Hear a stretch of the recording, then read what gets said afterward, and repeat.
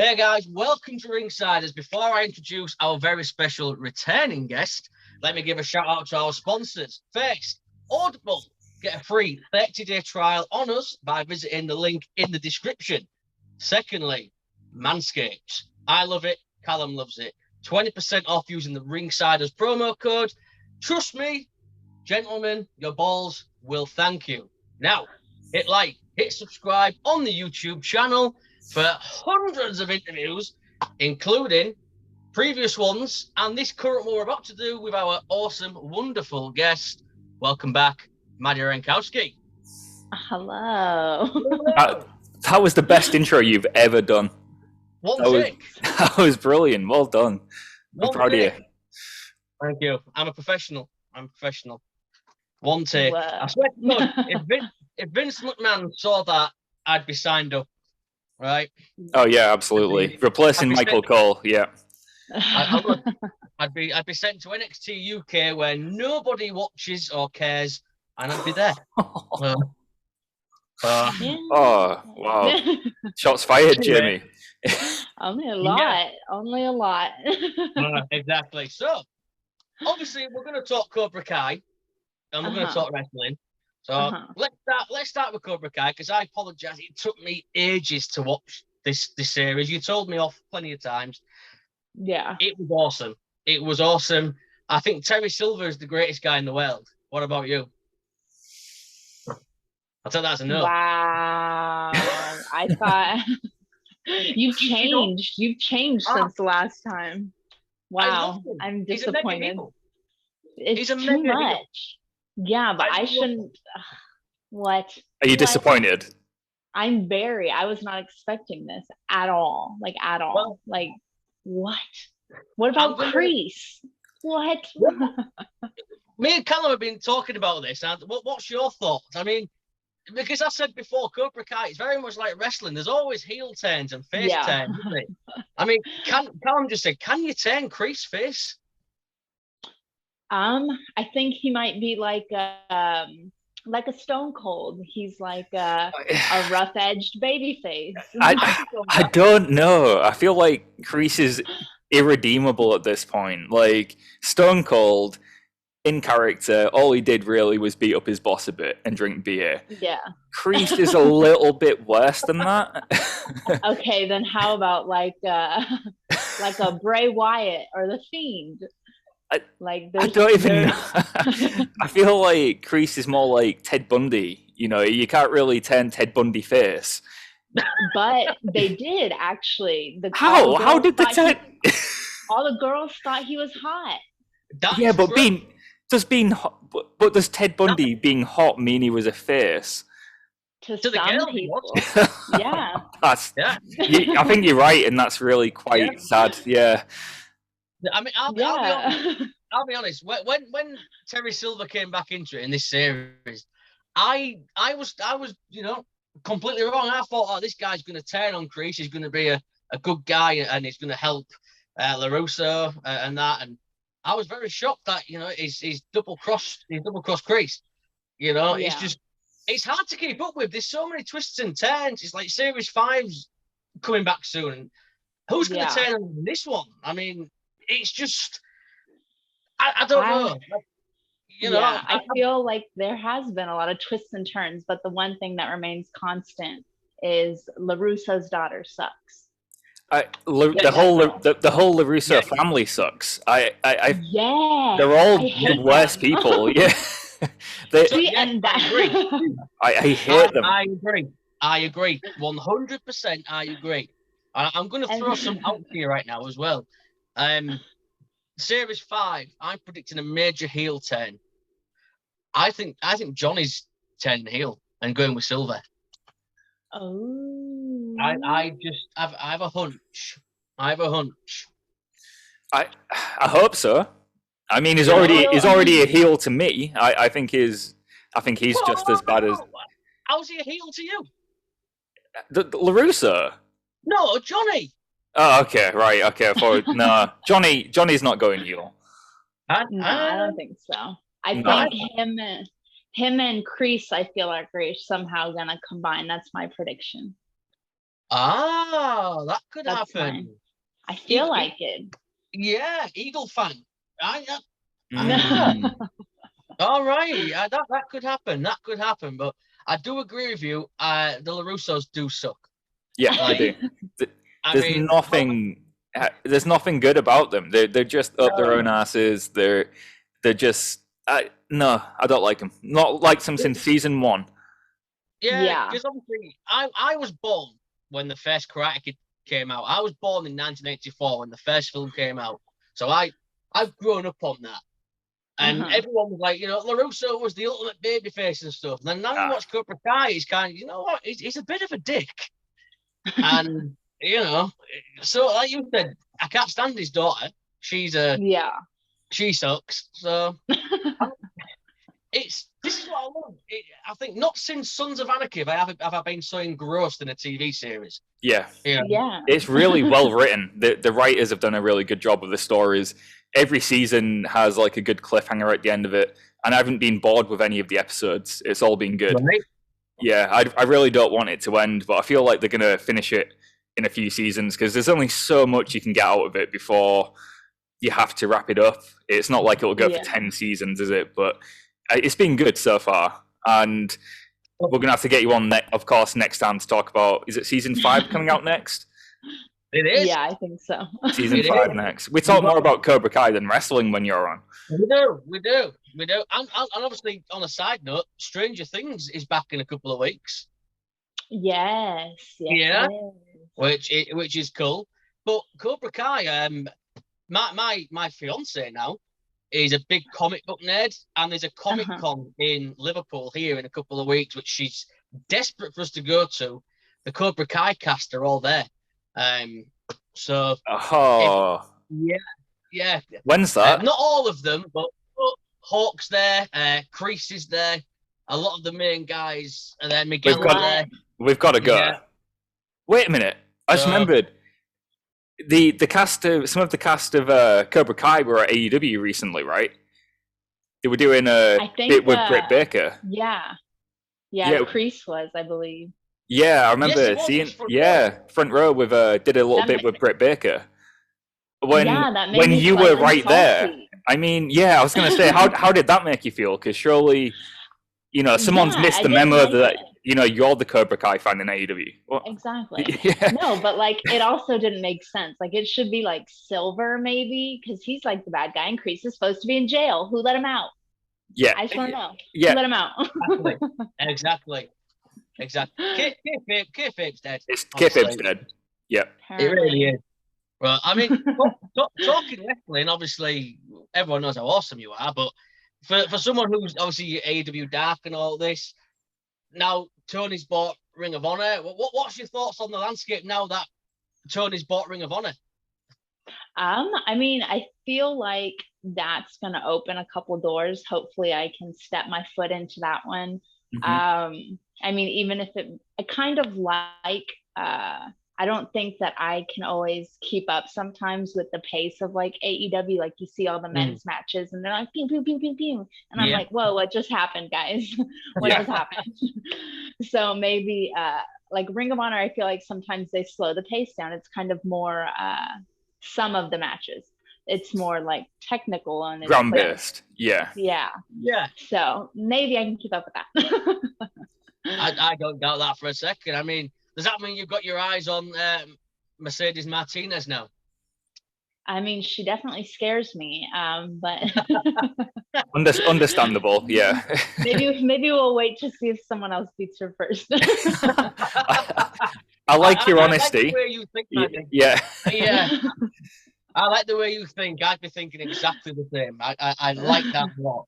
But yeah, we had Kerry on. Obviously, we was talking about AEW and Ring of Honor, and I mean, I'm hoping at some point there might be some kind of an invasion angle. Obviously the Forbidden Door pay-per-view is coming to New Japan. Is that something you're excited about? Yeah, it's definitely exciting. I like seeing the new like fresh talent that we haven't seen here a lot. And again, I think that those guys from New Japan kind of wrestle at that slower pace. And that's what I like. I think that's more impactful.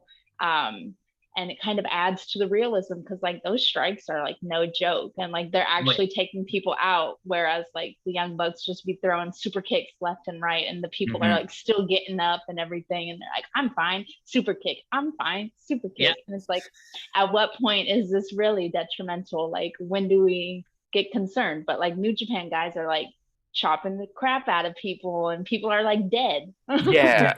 I do, right, as big as a fan as I am of the Young Bucks, there's only so many super kicks you can see before it doesn't mean anything. Yeah. And I remember there was a Ring of Honor match before where they were doing a counter of how many super kicks were in a match, and I think they got to about 100, and it was on purpose, but after a while, like, you've gone from where Shawn Michaels used to throw a super kick and that finished a match, and now it's just a transitional move.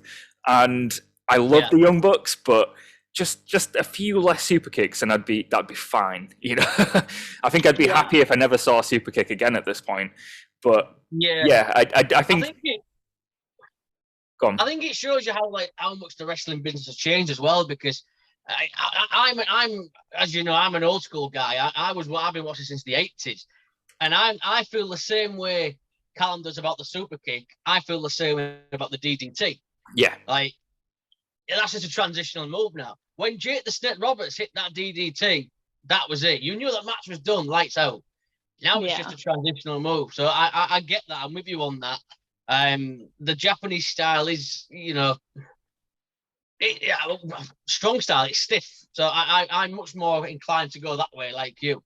But yeah, what's your thoughts on that? You mentioned the super kick. Do you think the same with the DDT? Because I feel like that's the move that is overused now. I feel like, unfortunately, a lot of moves are overused. Like, I think that almost every match you see nowadays has like super kicks, DDTs, Germans. Oh my gosh, Germans pile drivers get poured around now. Yes, a pile driver. Yeah, I won't say what show, but there was a show the other day. And by the fourth match, there's already been 4 pile drivers. There was one in every match. And the pile driver should be a thing you see. Crazy. Yeah, and you can't believe that you've just seen someone get spiked on their head. But by the 4th one, you're like, sorry, you know, it's not that impressive. Yeah, they're gonna kick out. They're gonna kick out on 2 from a pile driver, and then it finishes with like a kick to the head. And it's like, no, the pile driver should have finished the match. I sound like such. I don't want to sound like one of those wrestling fans who just complains about the small details when I'm not even a wrestler. But, you know, as someone who watches you are a wrestler. You know, he's a wrestler, man. I was a wrestler. You know. I'm not letting you.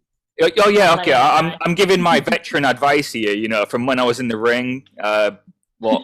How many years ago now? 14 years ago. So I am a veteran of wrestling. So less pile drivers coming from a veteran. That's what I'll say. Sorry, Jim. Okay. No, that's fine. That's fine. I'm with you. I'm with you. I'm with you totally on that.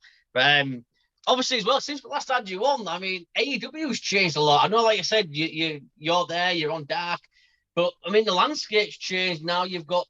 I mean, have you had a chance to be around on Meet, Punk, Brian, all these guys that I've come across? Yeah, I definitely have. I think the most surreal is just like seeing Jeff Hardy walk around backstage. Of course, Jeff Hardy, yeah. Wow. You're like, hey. It's Jeff Hardy, yeah. How are you, sir? I mean, I've never met Jeff, but I get the feeling that, I mean, does he kind of have an aura around him? Yeah, he does, but I also think that it's because like I watched him like growing up, and that was like the first one that I had like that attachment to when I was growing up. So I feel like no matter what he does, he's always gonna have that aura. Yeah, he's a rock star, isn't he?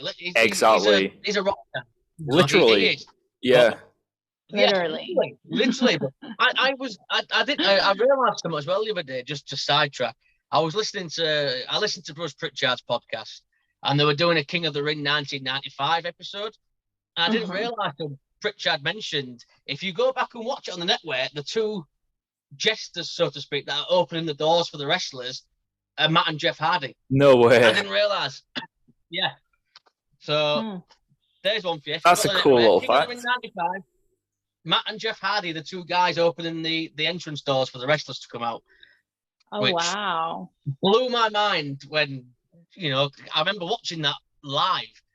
And obviously, no one knew who they were then. But now thinking, and Bruce Pritchard mentioned it, I was like, holy crap. So I went back on the net the other night and I was like, oh my God, it is. You can tell it's Matt and Jeff with like real short hair, dressed as like court jesters. I was like, oh my God. You learn something new on Ringside as every episode. This is why people watch. I am a fountain of knowledge. I really am.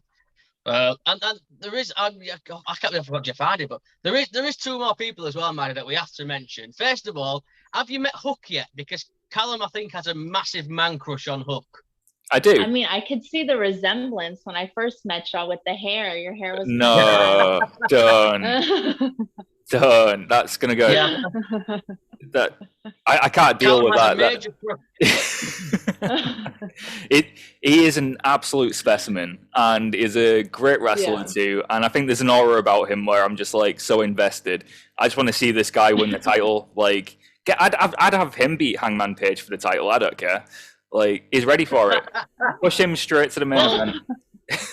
I don't know if you know this or not. I'm sure Matty's aware of this as well, but you do realise that Hook's direction is to become half of Hookhausen, right?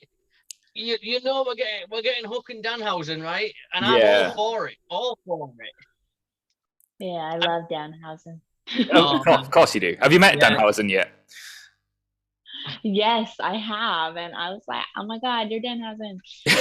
But I will say, I loved him more in, like, as bad as it sounds. Like, I feel like his like role and character here in AEW has been like watered down. Like the weird stuff he was doing before was like, oh my gosh, the teeth and everything. I think you're right. I had him lose in like 5 seconds. there was a mystique about him on the Indies. When he was just like on his own. I used to worry that like once he signed with a major company, they wouldn't get him enough they'd change too much about him. Luckily, in AEW, he's still Danhausen, but it's almost like he hasn't had enough time to flesh out who he really is. I feel like if you turned on the TV, you wouldn't really understand if you haven't seen him before. You'd be like, "Who's this guy?" And I want to see like little videos like of him backstage, like explaining who he is and what very nice, very evil means and stuff like that. You don't really need Danhausen in the ring for Danhausen to get over. And I think once they realize like he's better suited to being like a host of the show or like an ambassador for AEW, that's where he's going to make the most money. Yeah. Don't get me wrong, the guy can go in the ring, and I can't wait for him to team with Hook, but I feel like they need to do a little bit more to explain who is Danhausen. Yeah, because he just like showed up and they're like, "You're going with the best friends," and they're like, "Psych, you're not going with the best friends." I'll be so happy if we never have to see someone side with the best friends again when they debut, because it's like someone debuts and like, right, put them with the best friends. Every time. Exactly. Yeah. Speaking of all that, I mean, I have this vision as well that, and you might not agree, Maddie, because it's your career, but I have this real like vision. I really want to see you, on Dynamite. I want to see you be a part of the Jericho Appreciation Society. That would be amazing. Sports entertainer. That could work. That could work. It's just, I was thinking about it, and I was like, that'd be so cool. I guess we've got it. And I hate the term sports entertainer, by the way. No, sports entertainer is a great term when it's used ironically. Like this whole. Like them calling themselves sports entertainers is so perfect. Like I think this is my favorite Jericho we've had in a long time. And I guess if you were going to be part of it, we've got to find out first. Do you actually appreciate Chris Jericho, or are you not too fussed? I appreciate the song Judas. Oh my God, yes. That's not an answer to the question. I appreciate the heck out of the song Judas. Okay. Well, yeah. I'm with you on that one. I'm with you on that one. I'll just be there for the song. Just a thought I had. I was like, you on there, like, yes, that'd be incredible. Like, let's make that happen. I'll have Callum speak to Tony Khan. Yeah. You might have to speak to Jericho. I think Jericho's the one who lets people in his club. Yeah. True. I feel like he's got a bit of power. I really do. I do. But obviously, before we wrap things up as well. I mean, what's in the future? What's coming up? What's planned? What's the goals for Madi? Yeah. So on the 14th of May, so like tomorrow, I actually have a tag team no DQ match for the Mission Pro Wrestling, which is the promotion Thunder Rosa runs. Yes. So I have a title match, and so hopefully I walk out of there as a 3-time champ. So I'll have the PPW championship, the RCW championship, and hopefully the Mission Pro Tag Team Championship. So if I do, I'm going to be extremely outward about it, and everyone's going to know that I have 3 belts. So of course, as you should be. Yeah, exactly. We won't have you any other way. Yeah, so I feel like it's been too long. Like I feel like I need a new one. I feel like it's worth bragging about. If you hold 3 championships at the same time, why wouldn't you tell everybody? You're gonna exactly. Yeah. Of course, I just figure out the placement. Is it like one on this arm, one on this arm, one around the waist? It's got to be, one on each shoulder, one around the waist. It's when you get past that, like that's when it's hard. Like you've got to start holding one in your hand, 2 on your shoulders, 1 on your waist. Or do you put one around your neck? Or what about like over the body? Well, that's it. I mean, like a. I saw a picture years ago. Was it Ultimo Dragon? Ultimo Dragon, yeah. Oh yeah. That famous picture, yeah. It was just, I mean, you could go with that. I mean, just drape yourself so no one can actually see it's you. Maybe. I'd be like struggling to hold it. My arms are. It's just because they are quite heavy. It's going to be quite hard to do at some point, right? Like each belt weighs about 14 pounds. That's a lot of weight to carry. That's a lot of weight for your suitcase as well. I mean, it's going to be expensive to travel at some point. Just a bit. I'll tell you what as well, Madi, actually, because I was going to mention Mission Pro.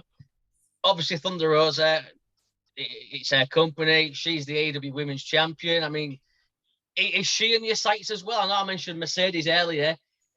Have you got your sights on Thunder as well? I mean, because I'd pay good money to see that match. Yeah, I mean, I was actually like there when she won the title, so that was crazy to see. I mean, down the line, I would love to.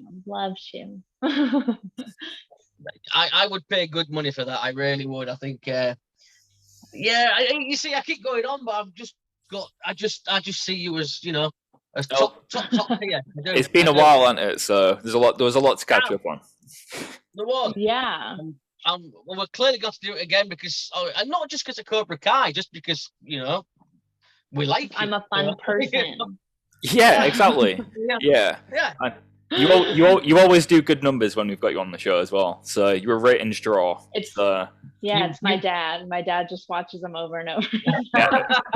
We don't care who it is. As long as we're getting the numbers, that's fine. Yeah.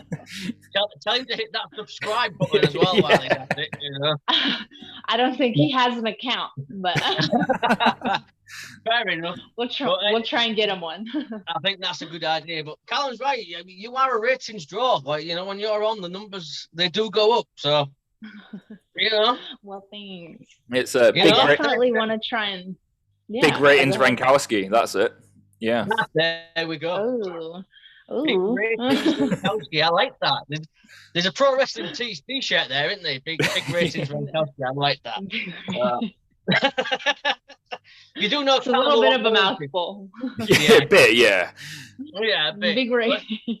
But speaking of that, though, let everyone know where they can find you and where they can get your merch. Yeah, definitely. I'm on basically all social media platforms. Madi _Wrenkowski, as WRENKOWSKI. On there, you can find a link to my Big Cartel, which is the merch site, which is kind of drab right now, but we're gonna refresh it. But also pro wrestling tees, Cameo, and you can just like send me money if you want to. Like that's fine too. Yeah. Go on, Jamie. Get your wallet out. People can also send me and Callum money as well. Can't they, Callum, if they want to? Yeah, I'll put my account number, sort code. Yeah, Cash App in the. Yeah. We'll flash it right here. Click here. I don't even know what a Cash App is. What's a Cash App? You know what Cash App is, Jamie? It's I genuinely don't. It's like PayPal, Venmo kind of thing. Oh yes, yeah. PayPal. Exactly. Yeah. I know what PayPal is. I've never heard of Venmo, but I know what PayPal is. So I'm with you on that one. But good. Glad we cleared that up. Yeah. As always, Maddie, it's always a pleasure. We'll get you back on soon. Good luck tomorrow. Good luck. As you say, literally. I need it. Hell yeah. But for now, Madi Wrenkowski, thank you so much. No problem. Bye, Maddie.